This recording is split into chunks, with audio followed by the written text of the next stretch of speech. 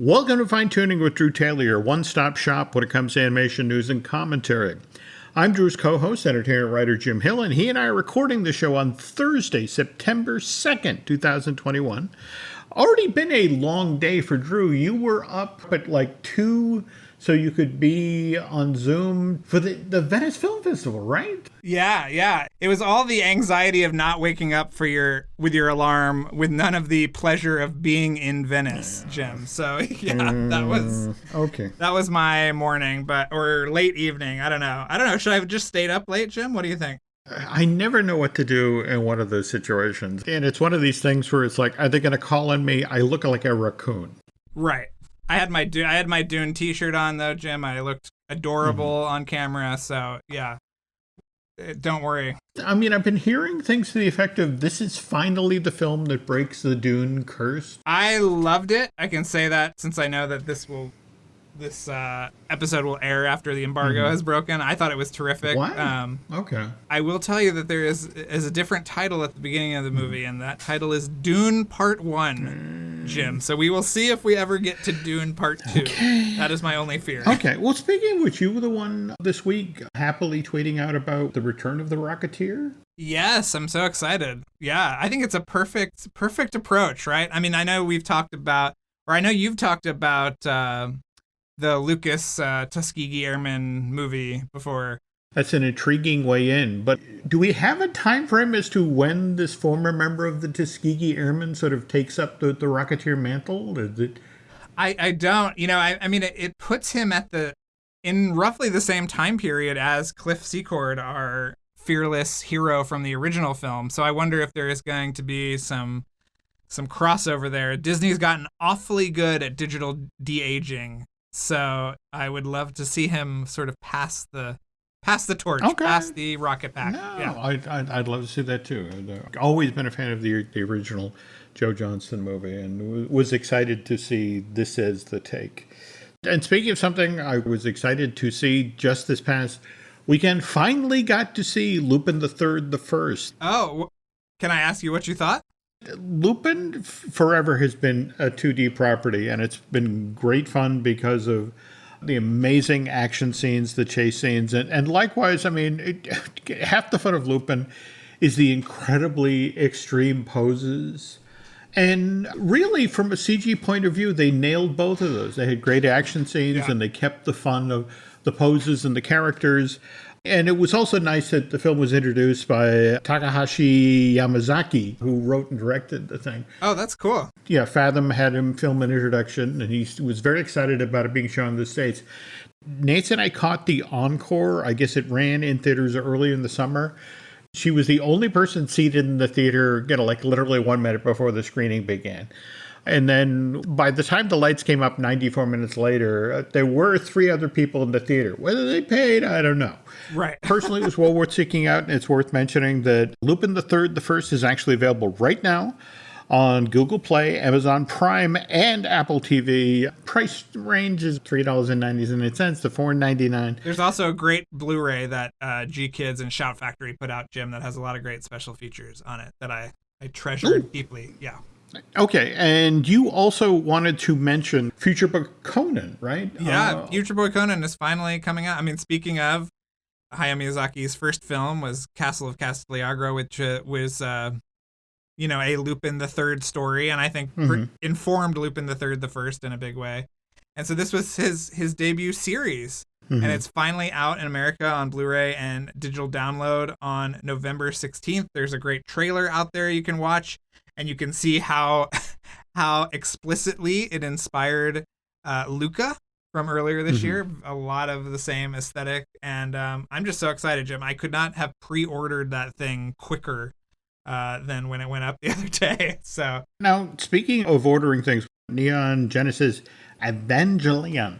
Yes. There was a fairly pricey version out, but now there's a less pricey version. Is that correct? Yes, that is. There was, I think it was $275, and it had all these bells and whistles. They introduced 2 other ones this week, including one for like $150 that had a lot of extra stuff. And then the poor man's option, which was, I think, $49, which is the one I partook in.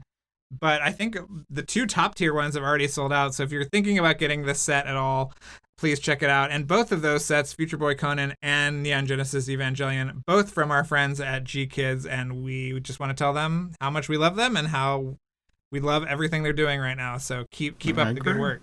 I agree.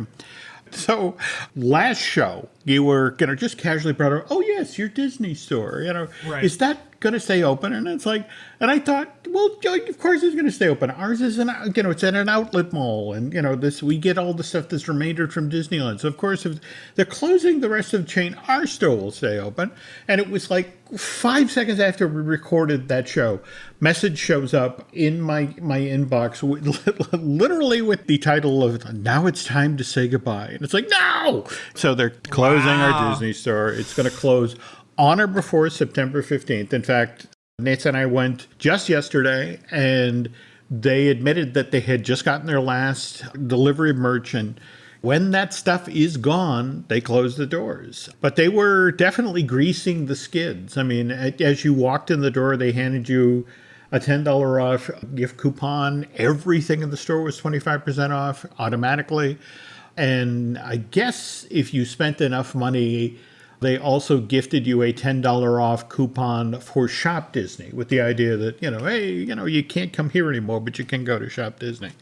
But a lot of folks have been mourning their local Disney store closing. I think there was, I forget, one of our listeners was putting up shots of the Disney store in Chicago and the Miracle Mile. And did you get to the one in Glendale before it closed? I didn't get to it before it closed, but I think I sent you a photo of me outside of it after it had closed. That's true. That's true. I mean, that was the first one, and I've seen so many amazing photos of that one. And same with the Miracle Mile store, all those great. I love the kind of height of the Disney store in the early 90s with the statues and the catalog and everything else. And that Miracle Mile store was definitely one of the last kind of designy stores. It was. Yeah.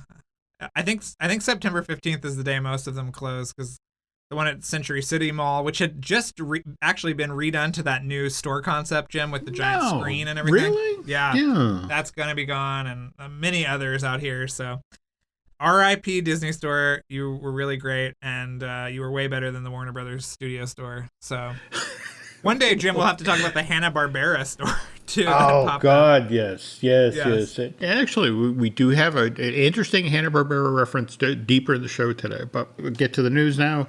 And news portion of today's show is brought to you by Storybook Destination, trusted travel partner of the Jim Hill Media Podcast Network. For a worry-free travel experience, please book online at StorybookDestinations.com. I really did feel bad for you earlier this week when the news broke about Top Gun Maverick and Mission Impossible 7. I mean, here you had just told us all the great story about being at CinemaCon and getting to see this footage early. And then just a day or so ago, that Paramount announces that, did they flat out say it was because of the Delta variant? No, they didn't. And I have a sneaking suspicion that part of it is to allow Tom to shoot all of Mission Impossible 8 before he has to do promotional work for Top Gun Maverick. That is my suspicion. I think it has a lot to do with COVID, but I think that also factors in. But that is just pure speculation on my part. So, who knows? Interesting. Okay, so Top Gun Maverick got pushed back from its November 19th release date to May 27th, 2022, a 6-month delay. And that then bumped Mission Impossible 7 out of that exact same slot. It got its release date pushed back by 4 months to September 30th of that same year. Given what we saw Sony doing with Hotel Transylvania Transformania and cutting that deal with Amazon, which, by the way, now we're in September and no official word on this yet?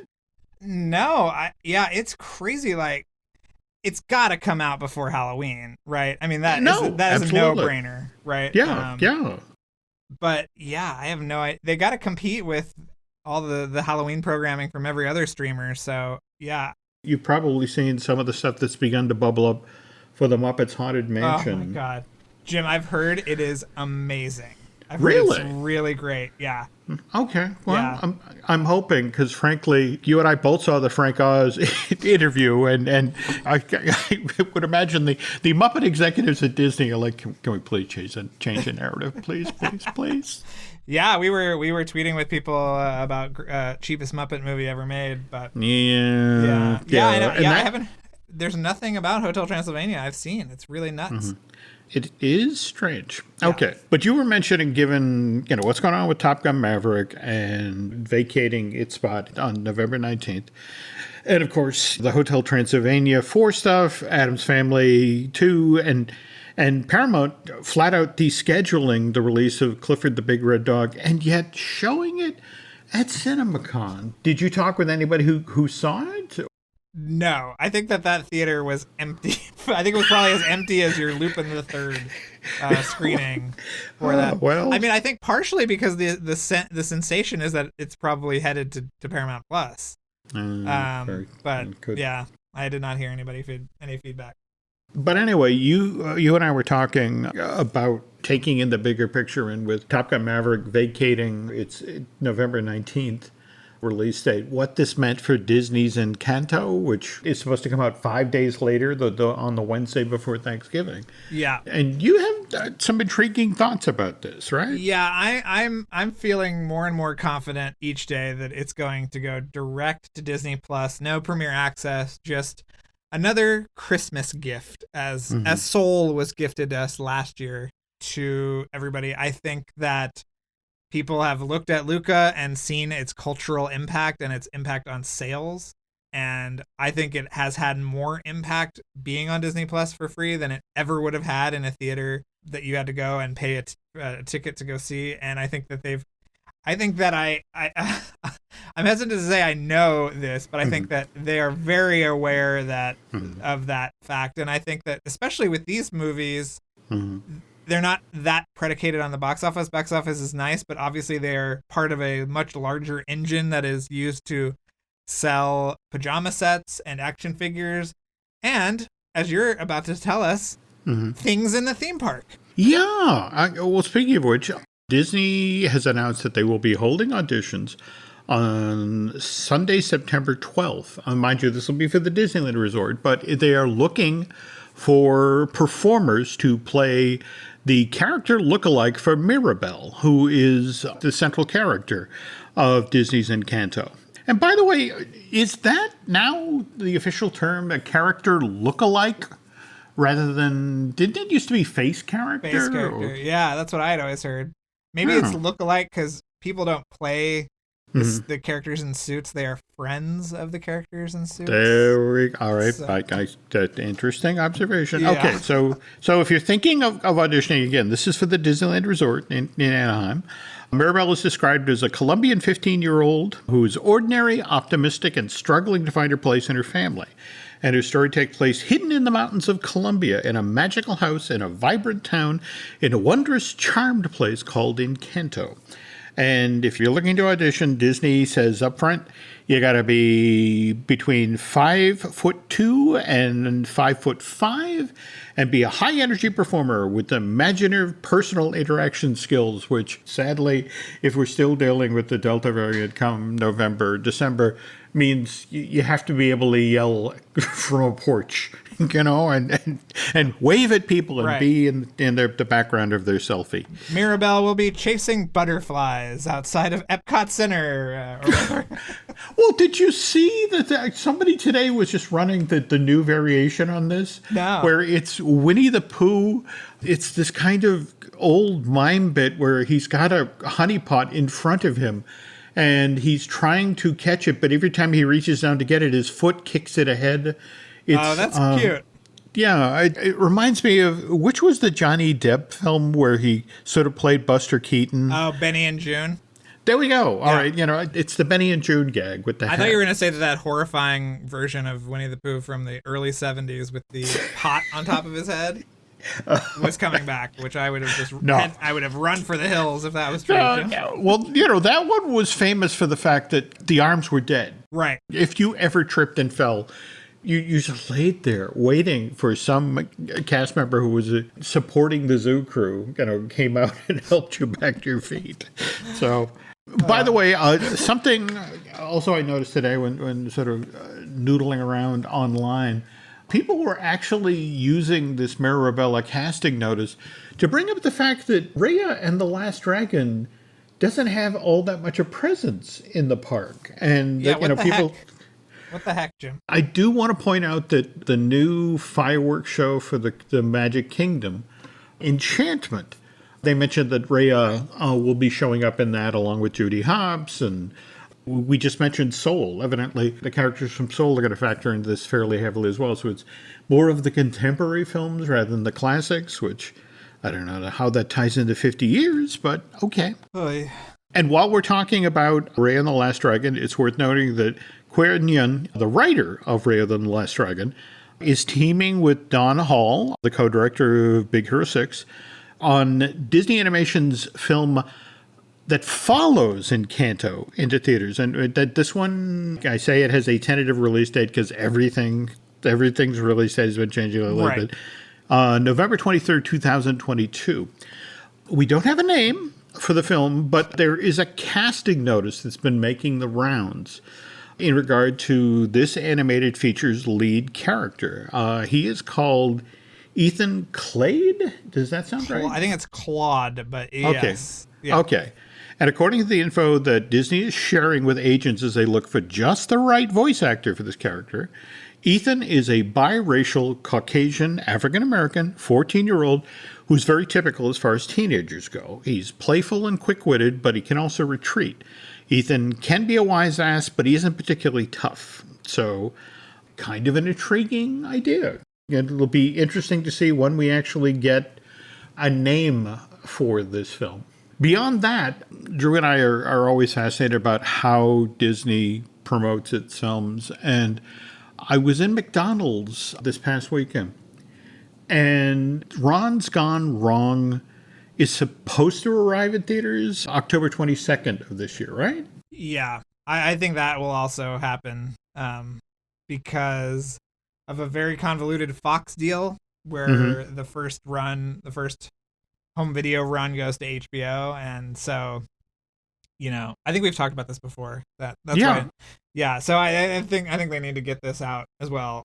But we're very excited about it, right? Locksmith Studios, it's going to be awesome. But here's the thing. Normally, when a Disney film is arriving in theaters, and again, I get that this is a 20th Century Studios film that Disney is now releasing, but typically the Happy Meal drops like the Friday that the movie arrives in theater or the Friday before. Right. And this one, the toys, debuted at McDonald's earlier this month. In fact, they complete their run on September 13th. So 5 weeks before the movie is in theaters, they're out there. Did you see what's going in its place afterwards? Or what is going in its place? The 50th anniversary of Walt Disney World toys. 50 different toys coming to. I think it's over a 5 or 6 week period. So anyway, get ready, Jim.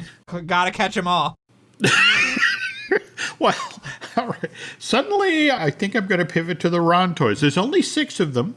Right. B-Bots. And each of them come with a different action, breakdancing, and they come with stickers so you can personalize them so you can do a superhero bunny or a disco cat.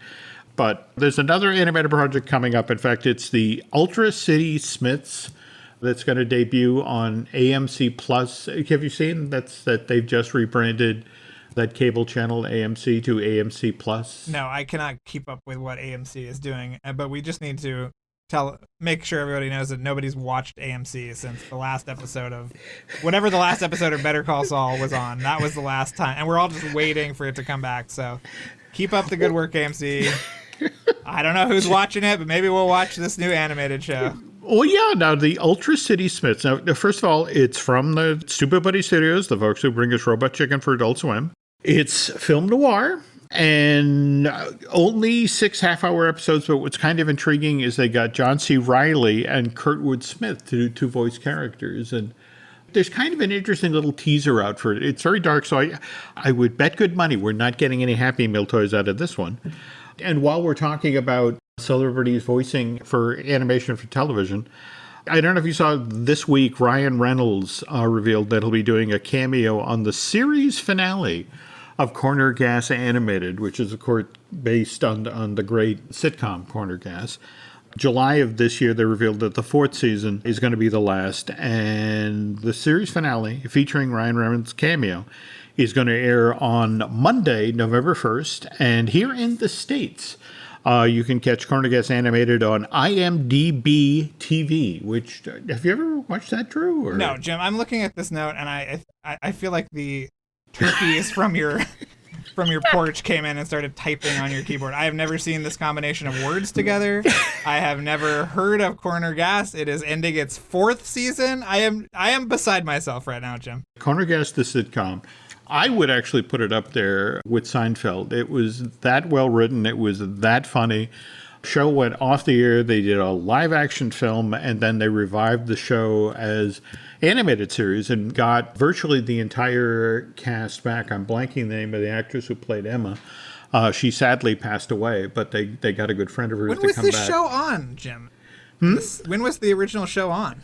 I want to say early 2000s. Oh, wow. Nancy and I stumbled across it. There have been a couple of attempts at breaking into the American market. And honestly, it was, this amazingly funny, charming show that I want to say was on TNT or TBS, and they didn't know what to do with it, so they bobbled it.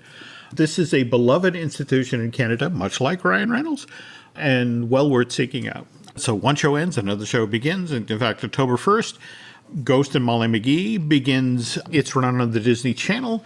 Normally, at least with Disney Channel, they aired the first one and then they announced season 2. And in this case, we're still a month out, if not more. And it's like, oh, nope, we're definitely doing season 2 of Ghost and Molly McGee. I was wondering if you saw the stuff that was sort of bouncing around the web earlier this week about how kind of like with Phineas and Ferb, which was originally pitched to Nickelodeon and they passed. I guess Molly McGee was originally pitched to Nickelodeon 14 years ago by Bill Motz and Bob Roth. And when they got their deal with Disney, they pitched Molly again, and it finally found a home after 14 years. Well, it looks charming as heck. They released the intro to it, and it looks really, really wonderful, and it looks like a fun kind of Halloween treat as well in October. I agree. If you're already proved yourself, a series pickup comes a lot quicker. I mean, we had GKIDS, A New Age, was released theatrically November of last year, then did the premium video on demand thing in December. And, of course, that film was the sequel to the original GKIDS from March of 2013, which had its own animated series, Dawn of the GKIDS, done in the 2D format. That was on Netflix, ran 4 seasons, starting in December of 2015, 52 episodes. So now we get a new GKIDS series, GKIDS Family Tree. This time around, though, it's CG rather than 2D. Yeah. And picks up right after, where the story of New Age left off with the GKIDS and the Bettermans teaming up to run a farm. Kind of intriguing that it's only 6 episodes. And these are going on Hulu and Peacock on the 23rd of this month. But our favorite Kelly Marie Tran will be back to voice her character, which is very exciting. Yes, she will. Now, shows that we love, whether it's Gravity Falls, which only got 2 seasons, or the DuckTales reboot, which only got 3 seasons. I was wondering if you saw the August 29th issue of Matt Belloni's What I'm Hearing newsletter. No, I didn't see it. What did they say? He was talking about the Netflix approach, because so many shows on Netflix get binged. And they were actually using the Manifest deal that just got announced. Manifest, the show that got canceled by NBC, but got picked up by Netflix for one final season of 20 shows with, doing the 10 episodes, a break, and then the final 10 episodes. But they were talking about how Netflix, they make quite a bit of money off of people who come and will binge a show. But what they've discovered is that if a show has over, 100 episodes, people are reluctant to begin binging it because it's like, wow, that's a really big commitment of time. Whereas if they look at the number of episodes and it's only 30 to 50, it's like, okay, that I can do. I can do that over, a couple of weeks or a very busy weekend or that sort of thing. And supposedly it's folks like Disney that have now decided to follow the Netflix playbook. So suddenly this whole notion of, us only getting 40 episodes of Gravity Falls, or I think there were a total of 69 episodes of DuckTales made, and then, they just shut it down. Suddenly, that's a little more understandable. It's like, this is Disney following the successful Netflix playbook.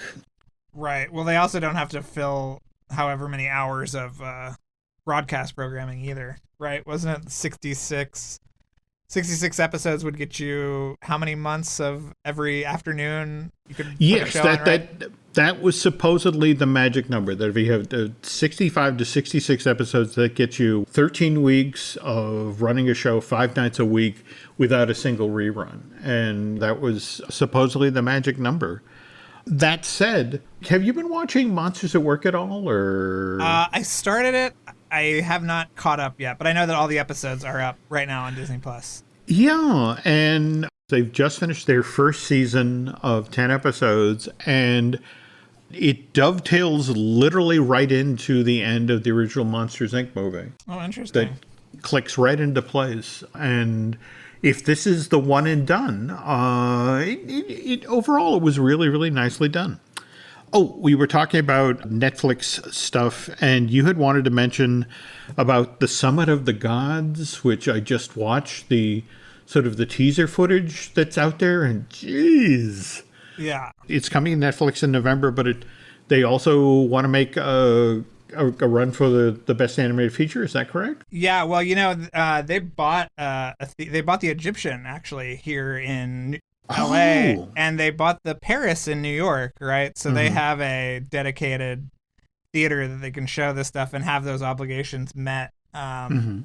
But yeah, it'll open in theaters on the 24th. It'll open on Netflix on November 30th. So it was an official selection at Cannes. It got really great buzz.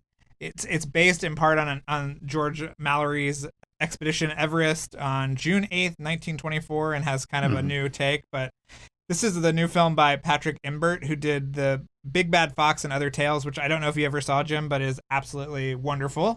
That's another great Blu-ray you can get from GKIDS.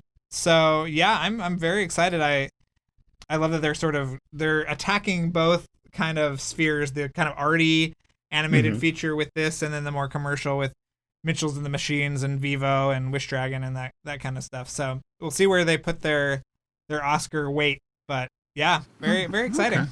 No, I agree. It's just between what Netflix is doing in regard to its animated series coupled with these features, which, again, it wants to get taken seriously for Academy Award competition. But really, they bought the Egyptian. I love that theater. Yeah, it's great. Never quite gets the love that the Chinese gets, or for that matter, the El Capitan, but I love it. I think it's one of the best remaining movie palaces in the city, and I it's agree. so convenient. You can get there on the train. I love it.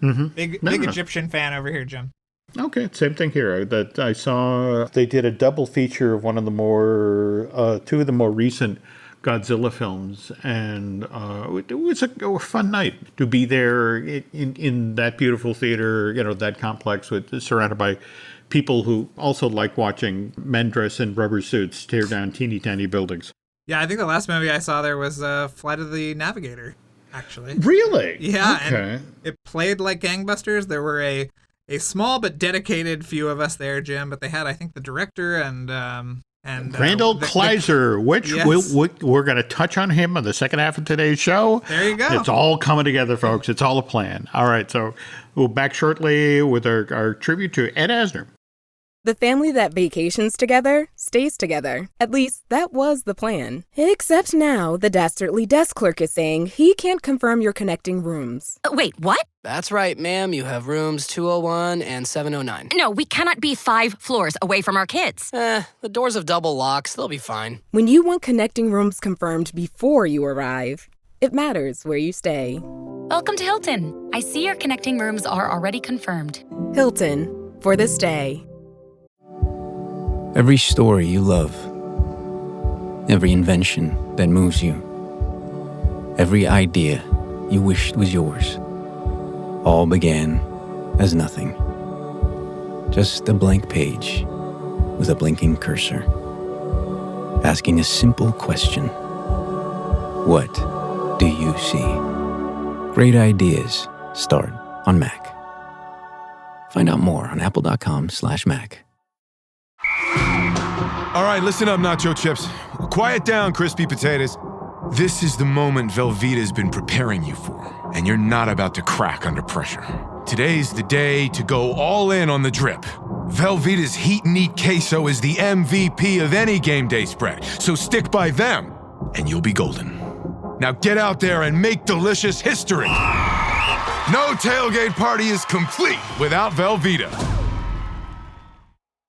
Okay, first half of the show talked a lot about Disney. Only fair that we talk up what Warner Brothers and Paramount are doing animation-wise. And you sent me the link to the Star Trek Prodigy title sequence. Wasn't that gorgeous? Oh, it's amazing. You and I have been excited about this since we talked with Kevin and Dave Hagman back when they were again, we were just talking about Netflix, and they had done Troll Hunters Rise of the Titans for them. That was out on July 21st. But the Hagmans already moved on to working on their next series, which was Star Trek Prodigy, and a beautiful imagery, and certainly the theme music by Michael Giacchino? Michael Giacchino. Yes. Looks like so far we've got 2 10-episode seasons, which will air first on Paramount Plus and then on Nickelodeon. Also, while we're talking Star Trek and animation, did we get to see the latest Lower Deck?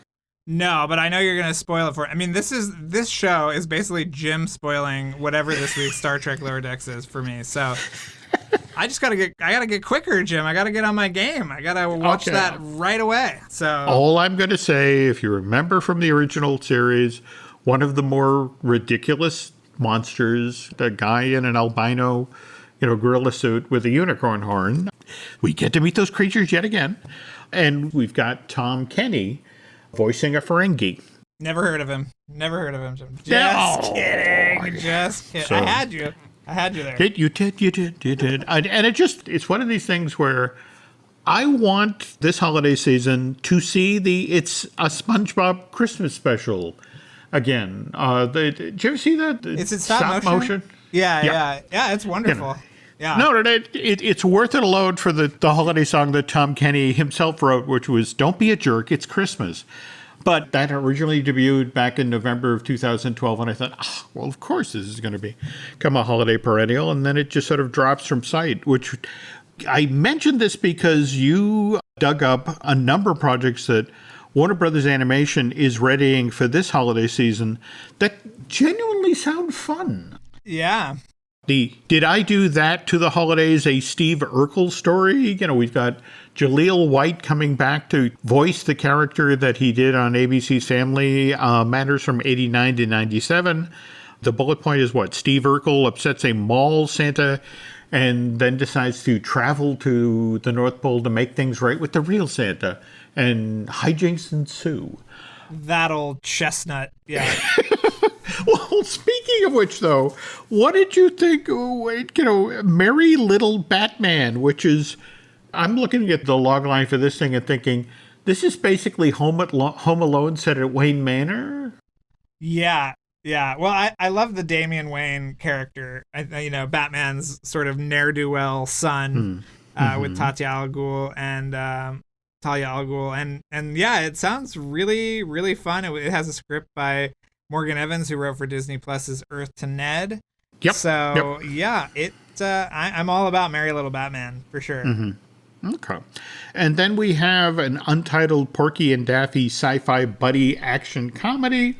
This one's going to be done in 2D rather than Space Jam: A New Legacy, and it has Porky and Daffy trying to thwart a secret alien mind control plot, which is being run out of a bubblegum factory, and that sounds like Marvin the Martian, maybe?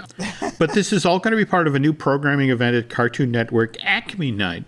which begins September 19th and then runs every Sunday night going forward. So an interesting choice to emphasize linear broadcast. It is in this day and age. But at the same time, I love how Warner Brothers television animation really leans in when they do these sorts of things, when they circle back on characters and give them their own showcases. I mean, for example, that Teen Titan episodes, Huggabees, that ran in November of last year where they revisited Freakazoid. I mean, they brought back Paul Rudd, the original voice of Freakazoid. He actually helped write the script for that episode of Teen Titans. They also brought back David Warner to voice Freakazoid's longtime nemesis, the Lobe.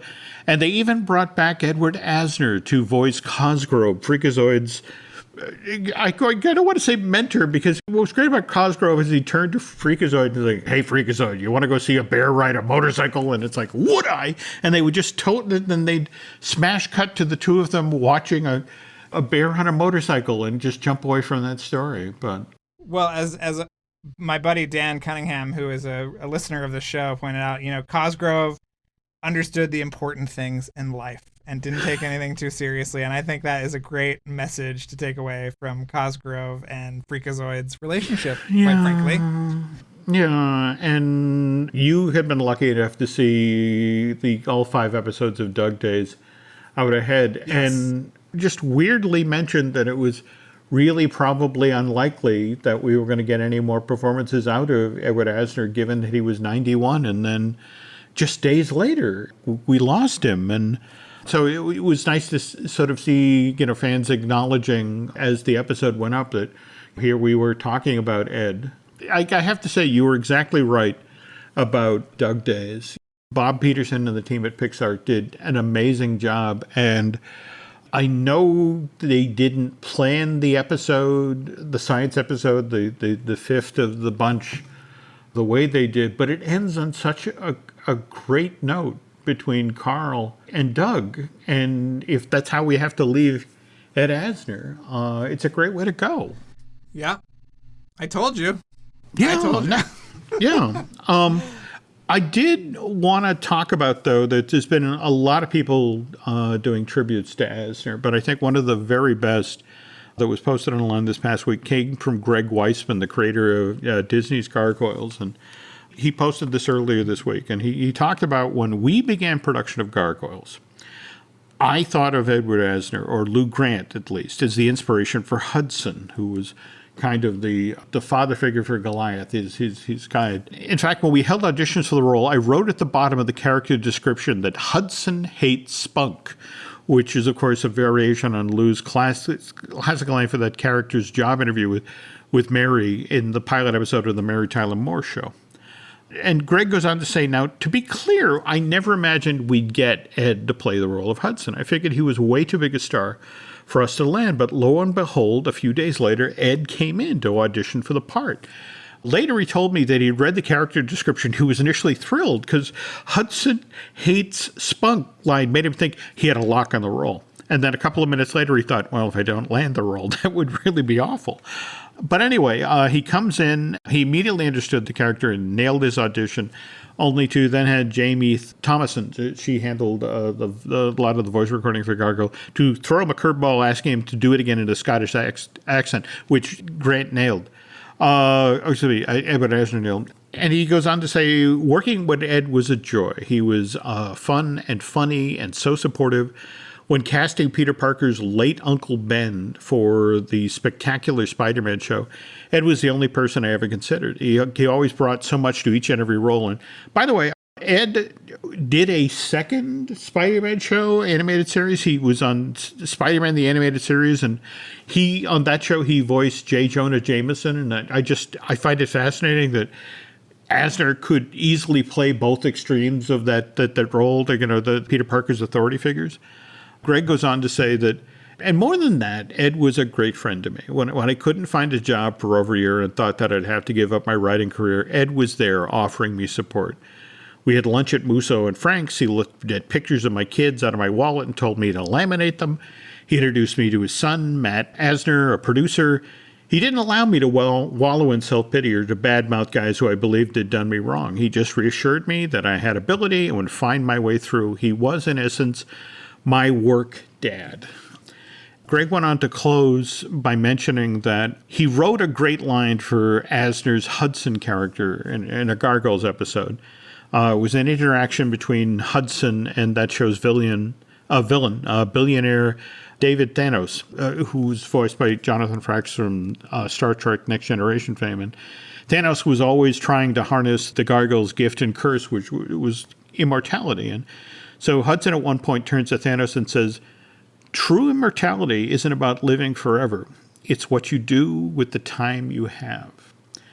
And if you think about the legacy that Edward Asner left, and they were talking about, I want to say he had somewhere between 300 and 400 TV and film credits, not to mention all the causes that he fought for, all of the organizations he raised money for. This is a guy who is a true immortal. This is the sort of legacy you want to leave. Do you have any particular favorite performances of Asner's? No, I mean, as we were sort of pre-gaming, I was just amazed at the amount of animation credits he had and how many different types of shows. And he would go on American Dad and play 6 different characters. And, you know, it was just really amazing, the kind of breadth of his work. I think that obviously Freakazoid was very important to me, and I think that performance is amazing. But yeah, I mean, his performance in Up is incredible, and I think I was really surprised by the level of emotional depth that these shorts have.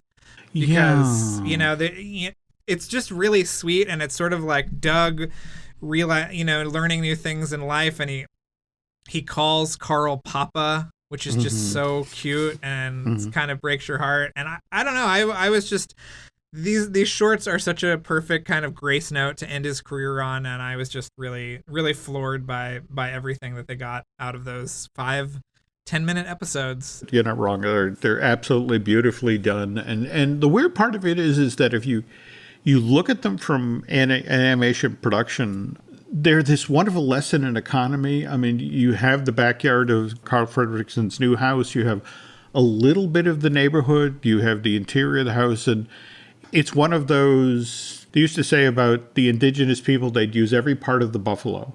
Everything that they created for these shorts got used. And they borrowed some things from other Pixar productions. I don't know they if you did. noticed They did. The Ferris wheel from Toy Story 4 and, stuff like that. Thanks again for pointing that out on the last show. It's like, oh, yeah, what Drew was talking about.